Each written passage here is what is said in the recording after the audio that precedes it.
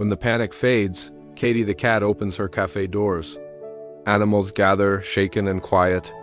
Katie pours coffee, slows the room, and asks, "What do we fix first?" Theo the Tortoise lays out his reports, this time they're heard. Bruno the Bear studies the plans beside him. No shortcuts. Marcus the Macaw goes live with facts, not with fear. "Repairs are underway," he says. "Service will return safely," the city exhales. Animals lift debris, guide traffic, share tools. The work isn't fast, but it's steady. Nothing worth rebuilding is ever rushed.